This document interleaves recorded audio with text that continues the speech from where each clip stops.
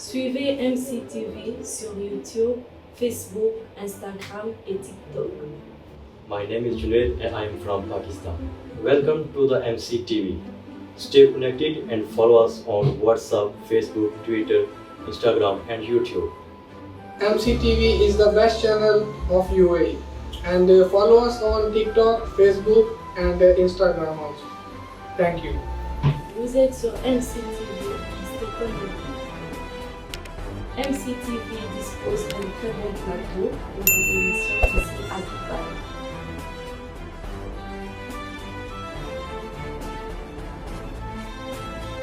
Choisissez le service de Maman Chimène Cargo et bénéficiez de plusieurs services tels que le fret maritime, chargement de 5 conteneurs en un seul jour, service cargo rapide de manière à ce que votre conteneur arrive à bon port dans un délai de 35 jours, un service de fret aérien pour que vos marchandises arrivent par avion dans un délai de 3 à 4 jours.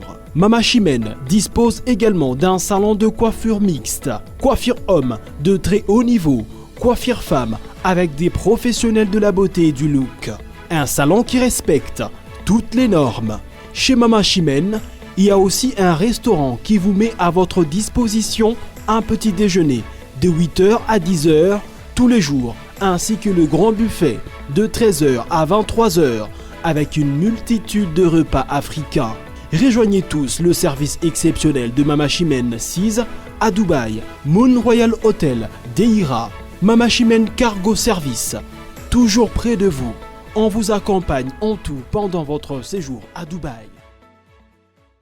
Voilà, bonjour la famille, bonne arrivée. Boye mala mon émission Nabiso Masolo Yamboka, to sepele mingi parce que boza ebele à s'abonner na YouTube Nabiso, bozo s'abonner, bozo landa Nabiso na Facebook, bozo landa Nabiso na Instagram, bozo landa Nabiso na YouTube, bozo landa Nabiso na réseaux sociaux nyon surtout.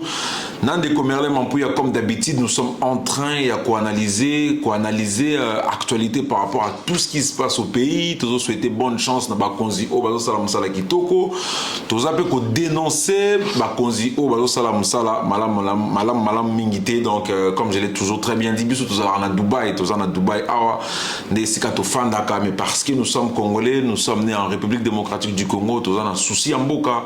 Voilà pourquoi nan de commerler mampouya tokuta na une à deux fois la semaine une certaine manière d'actualiser, d'une certaine manière d'analyser, j'allais dire, l'actualité au les kanakati mboka na biso, ba problème est tous les jours, ba problème est belé, mais ba côté positif pesé belé.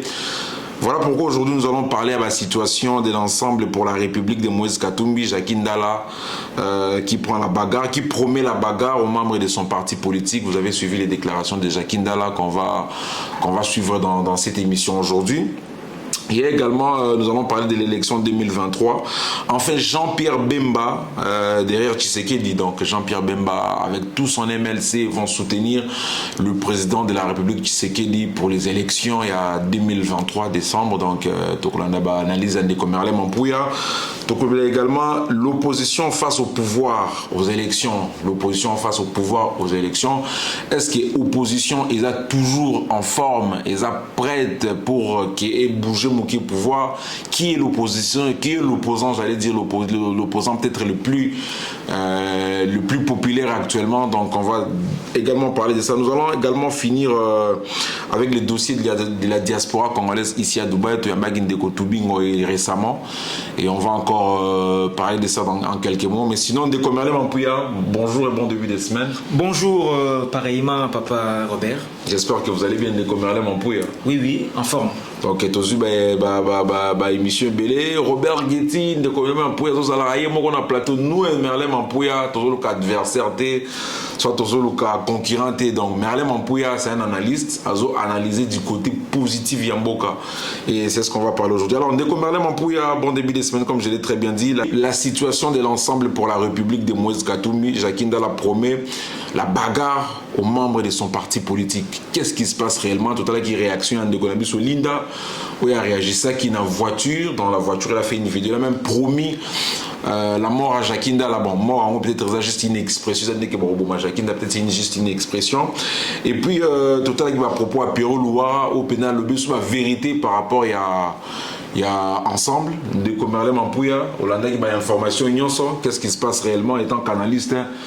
Autant les dossiers n'engenini, aux étudiants n'engenini, aux analyser en haut n'engenini. Oui, merci Ndeko Robert. C'est la raison pour laquelle toujours le bâtiment nyonso. Tous à côté du bon côté de l'histoire. C'est pour cette raison-là tout ça qu'on le bailo kouana. Deuxièmement, toujours bakisaki tous en abolingo ya mboka, to linga mboka. Bato linga mboka na biso koleka biso bazati. Olandisa mama loba ya Ndeko Shakinda la lobi. Eko matina niveau comme na bitumba. Alors bakalika mbo tonga soki basala ka politique na kosunga ko lobongote. Ya mibale eza kolakisa ki parti ensemble ya Ndeko Moïse Katumbi eza na fondement te. Eza na fondement te pourquoi? Ndeko Pierrot Louara o azali journaliste ya bango kutu. Mais yoka lolenga do Il est analyste, il est là pour analyser, il est au milieu du village en tant que tout journaliste. Azalaka au milieu du village Penzate. Azalaka beaucoup plus côté ya Ndeko Moïse Katumbi. OK. Koyoka makambo ya lobi pona parti na bango. Asa na raison. Parti ya Ndeko Moïse Katumbi eza a cité, eza na fondement ya malamu te.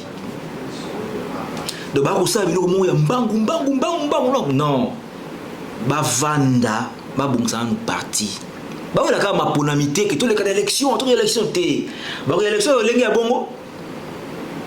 Shakinda alobi boye Ndeko Linda a promettre eliwa Ndeko Pierrot Louara alobi ba kamuso so okera kati na ngo penza ezali soni mingi. En fait, qu'est-ce qui se passe réellement? Ils étaient absence, il y a Ndeko Nabiso, les conseillers, le proche, il y a Ndeko Nabiso au Bakanga qui est en prison, Salomon Iskandela. Ils peut-être très, parce qu'il était très proche, un conseiller, c'est lui qui gérait, bon, peut-être l'administration, tout ce qui est financier, il y a Moïse Katoum. Ils ont dû absence, c'était des désordres isobima. Ils allaient payer mon quoi à raison, on a eu ça Ndeko Robert. Parce que bango nyonso wana bazali sous-traité et pas ya Ndeko Salomon Iskandela. Entre autres, Ndeko Safou Daniel, Pierrot Louara, Shakinda la. Ndeko Safou Daniel, oui. Bafoutarait par mois à peu près $1000. Oui, bango nyonso bazali sous-traité et pas ya Ndeko Salomon Iskandela. Lokola ye azali na maboko ya bazuzi. Moye bango bazwa misolo na bango te ndenge ba yokanaka. Que soko sali boye ou leki na presse lobi boye okozwa mbongo boye. Le quoi ba yokanaka ndenge wana déjà temps bazozwa yango te et ya ba misi ko bali ko misa ba vrai face na bango. Donc juste comprendre que bazali wana pona ko sunga mboka te. Bazali wana pona ba intérêt na bango pona misolo. Pona misolo Ndeko Daniel Safou o ko ba dona azaki clair na ba dona ai. Ko la sama Ndeko Shakindala auto le mwina politique ko mitisi makambo na kofi ya kobunda ezali makambo ya soi baza préparer te pour une élection.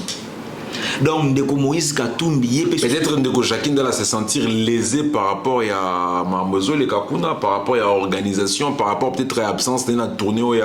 J'espère qu'il est absent dans la tournée à Moïse Katumbi, il n'est pas trop visible, et peut-être ça par rapport à ça, Ndeko Mano aussi. Oui, et ça la lokola yango, ça la pona yango to pona yango te, baza préparer ya ko assumer la charge de ko bazwa te. Nan baza prêter. Faut ba kota sous une école de formation lisusu. Na kokende muke pa Ndeko Shakindala. Makambo ya parti politique ya arrivaka. Na liste le msuba tio to ba tio te arrivaka. Et ça makambo ya sela nango boza ebele na kati ya parti politique. Na lo bango muto ana posa ko sunga mboka ko tala intérêt na yemo te. Ko tala intérêt ba congolais. Donc pour Ndeko Shakindala le quoi ba tie comme une liste T. Ndefo alo mona parti fo asindika fo promettre bitumba fo promettre koloba. Ala luka malama koloba tepo mamba koloba ko lezaka ya mabe. Donc baza préparer te ya kokende na ba élection. Ndeko Moïse Katumbi na babo ya ye ba longo banité ba diriger Congo. Pourquoi? Parce que na 2 mois et demi ya ba élection, voilà comment partir là se déchirer. Na mikoleke zaki mama Mundongo alongwe. Toyo kolanda Ndeko Safou Daniel ba voice na ebimi. Toyo kosuki sa Ndeko Shakindala côté au Pierrot Louara pendant le siliti. tito comme en décembre tukuyuka lisusu Voilà nyonso pour la déstabiliser car moi non la politique ezali ko déstabiliser de Moïse Katumbi ezali ke lo lenge bango ba fonctionner kaya mabe balobaka na lopoto c'est que non moura séné c'est ce qu'il moissonnera le quoi d'un de Moïse Katumbi balona qui déjà mabe dès le départ c'est la conséquence et puis dans le sécurité tito comme en décembre tu vois quoi comme sous. Voilà, merci beaucoup pour l'éclaircissement de Kojakinda, on a passé une beauté depuis Kinshasa, c'est vraiment un proche, c'est vraiment un grand frère avec qui on a fait beaucoup de deals à l'époque à Kinshasa. Vraiment, nous espérons qu'il va y avoir une solution ensemble parce qu'il y a tout à l'heure Moïse Katumbi dans chaque province, ils ont installé ensemble pour la République, ils ont installé partenaire Malembe. Espérons que dans les jours à venir, tu auras un sujet pour donner beaucoup plus d'actualité. Élection de décembre 2023 à fin, Jean-Pierre Bemba derrière Tshisekedi. Est-ce qu'il sera réélu? Et puis on va également parler de l'arrivée du président Félix Tshisekedi Tshilombo à Lubumbashi. Il est arrivé tardivement dans la nuit du dimanche. Donc nous sommes lundi, c'était hier. Alors, Batubalobin de Komerlem un peu avec Félix Tshisekedi Bokozi. Mon solo azo somba ba grand homme politique tout le monde qui a somba qui va député à FCC bazo qui va palissade bazo qui va prime bazo qui mbongo plus de 300 députés à FCC à l'époque ba nyons ba rejoindre qui de Félix Tshisekedi na union sacrée après avoir somba batouana né tozoyoka aujourd'hui toyé les sous te sentir puissance à Félix Tshisekedi. Il est arrivé parce que ça politique, ils ont les dessous des cartes, il est arrivé jusqu'au point de parce que Jean-Pierre Bemba, na Vital Kamerhe, ba Pessi Force, il y a Tshisekedi gratuitement ba corps politique ils ont. Étant qu'analyste politique, vous en dites quoi? OK, Kolandi sama ndenge olobi pona mwana mboka Tshisekedi président de la République na koyebisa yo ke akozala réélu. Jean-Pierre Bemba, mwana mboka Vital Kamerhe bapesi voix na bango na sima ya Tshisekedi. Pambate, oui, bapesi voix na bango pona vision nini mokonzi ya mboka azali na yango pona mboka. Kotala Tshisekedi na bebisa onde Corbert asa na volonté ya kobongisa mboka. Mboka lokola Congo ekobonga te la muki na lendi maradi atonga mboka ebongi te. Ata bakamati yango bapesi yango na pape ekobonga bongo te. Ata bakamati bapesi yango na n'importe quel mutu ekosenga likambo atan. Ndeko na koyebisa ke même pona kotemisa ndako esenga fuko timola. Batie béton papa bali kotia ba brique. Ezate ki bala muna tongo monde ko telemité. Bana mboka Tshisekedi Kamerhe na mona mboka Jean-Pierre Bemba talike Tshisekedi a une vision pour le pays, une bonne vision pour le pays. Il y a un monde qui va soutenir. Et ça, il y a un accord. Et ça, il y a un accord que non, l'accord est ça, mais non. Mais ça politique. Bien sûr que ça politique. Bemba, c'est un grand morceau. Bemba pèse. Bemba aussi pouvait soutenir Moïse. Pourquoi ça, il y a monté? Et ça, il y a une vision. Ils n'ont pas d'affinité. Peut-être dans le Bakou. Bazalaki na la Mouka au Bossani. La Genève, Bazalaki. Ok. Mais pourquoi ils ont confiance pas dans Moïse Katumbi et pas Martin Fayulu? Parce que même pas un pouvoir. Non, il a des pouvoirs dans l'opposition quand même. Non. Depuis un peu Bemba azali na souci ya mboka. Voilà na kotali sayo yali kama ya Bemba na souci ya mboka. Ko bona tanga zu ministère ya défense, ozona na isali na ye. Ana souci ya mboka.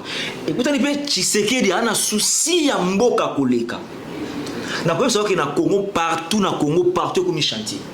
On est autour nzela, on est autour école, on est autour hôpital, on est autour. On voit que partout changement zali.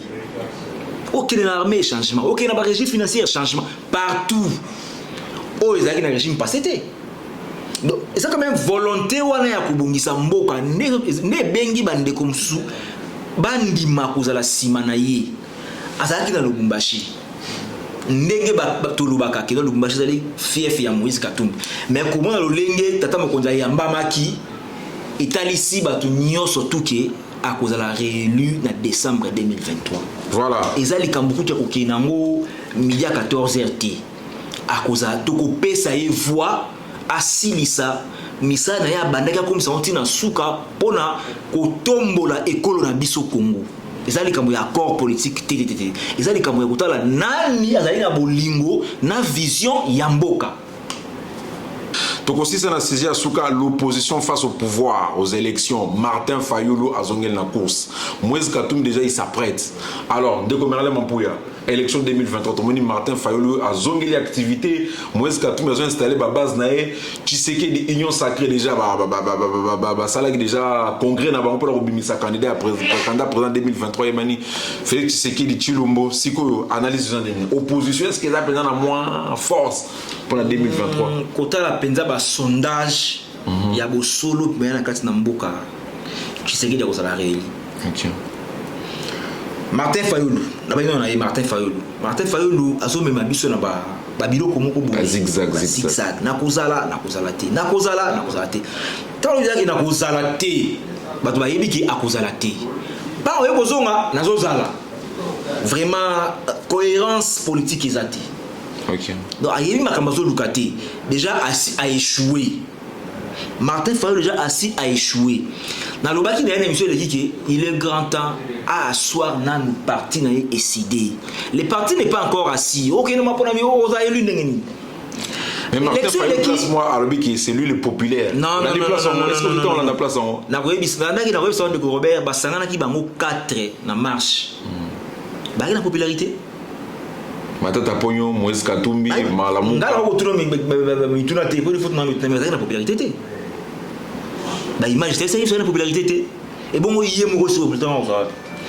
Martin Fayulu aza ko kosa aza na popularité, aza ko kansa comme ça, aza popularité te. Il faut y ba ki na 2018 aza ki soutenu par Jean-Pierre Bemba, par Adolphe Mosito, par Moïse Katumbi. Bango ne basa ki force na yi. Maintenant sikoyo azana bango place mokote. Quelle est sa force? Ou sa force en place ni? Na ça osenga toujours dans mon mboka Martin Fayulu. Aluka a asseoir na parti na yezala na ba. Ezala vraiment parti moko parti malette. Pour comme si ezala na kata Kinshasa. Okay. Non. A comme ça ngona partout na 26 provinces ya mboka. Après akolota la makambo ya kokamba mboka. Voilà, merci de commander mon pouille à tout ce mercredi pour continuer l'actualité nabiso na émission de tous les mois, tous les un peu chaud pour l'actualité oyo, mais mercredi sous tout côté pour analyser l'actualité en boca. De commander mon pouille, merci. Merci. Tout qui m'bang les lois. OK. Mais mercredi sous tous les activités. Choisissez le service de Maman Chimène Cargo et bénéficiez de plusieurs services tels que le fret maritime, chargement de 5 conteneurs en un seul jour, service cargo rapide de manière à ce que votre conteneur arrive à bon port dans un délai de 35 jours, un service de fret aérien pour que vos marchandises arrivent par avion dans un délai de 3 à 4 jours. Mama Chimène dispose également d'un salon de coiffure mixte, coiffure homme de très haut niveau, coiffure femme avec des professionnels de la beauté et du look. Un salon qui respecte toutes les normes. Chez Mama Chimène, il y a aussi un restaurant qui vous met à votre disposition un petit déjeuner de 8h à 10h tous les jours, ainsi que le grand buffet de 13h à 23h avec une multitude de repas africains. Rejoignez tous le service exceptionnel de Mama Chimène 6 à Dubaï, Moon Royal Hotel, Deira, Mama Chimène Cargo Service, toujours près de vous. On vous accompagne en tout pendant votre séjour à Dubaï.